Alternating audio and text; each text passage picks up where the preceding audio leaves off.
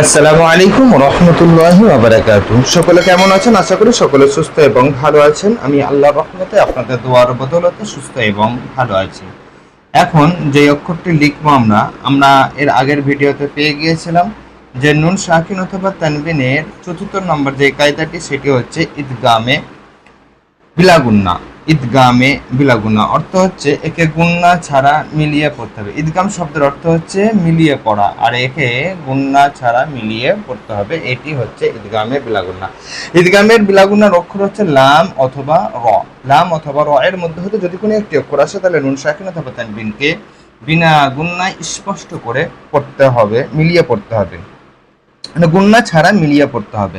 এখন আমরা যে অক্ষরগুলো লিখছি, আলিফ, নুন, লাম, মিম, ইয়া, র, হা।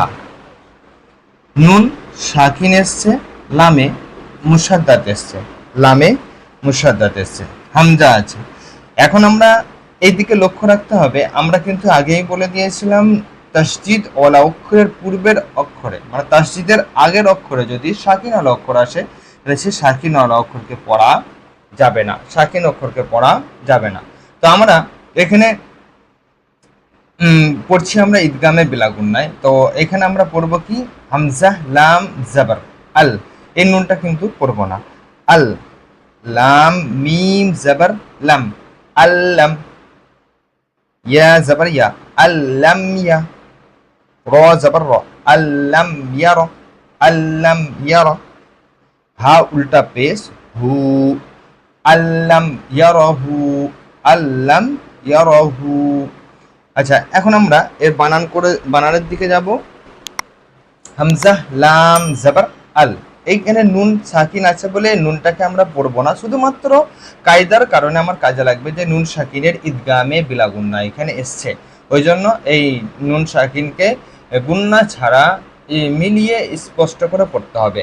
এটা হচ্ছে কায়দা, বাস আর কিছু না। কিন্তু এই নুন সাকিনের কোনো মানে কায়দাটাই শুধু আসবে, এ পড়াও যাবে না বা একে বানানো করতে পারবো না। এখন আমরা বানান করবো কিরম ভাবে, তো সেটা পরে দেখাচ্ছি। আচ্ছা, এখন একটু রিডিংটা করে নিই। হামজা লাম জাবার আল, লাম মিম জাবার লাম, আল্লাম ইয়া জাবার ইয়া, আল্লাম ইয়া, র জাবার র, আল্লাম ইয়ার, হা উল্টা পেশ হু, আল্লাম ইয়ারহু, আল্লাম ইয়ারহু।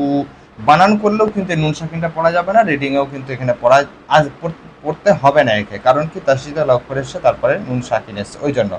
আবার এর পরে কায়দা আলাদা রকম ভাবে আসবে, তখন ইনশাআল্লাহ তাআলা ভালো করে বুঝিয়ে বলে দেওয়া হবে।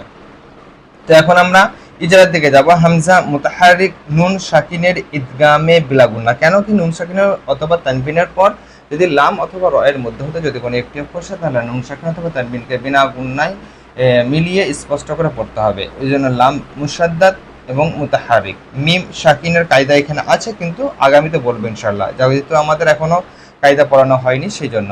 ইয়া মুতাহারিক অক্ষরকে তাড়াতাড়ি পড়া, মুটের মাঠানা, মারুফ পড়া, মুজুল আওয়াজ থেকে মাথা। র পুর, কারণ কি রয়ের কায়দায় আমরা পড়ে নিয়েছিলাম, র এর উপরে জাবার বা পেশ থাকলে র পুর হবে, তো সেই জন্য এই রটি পুর।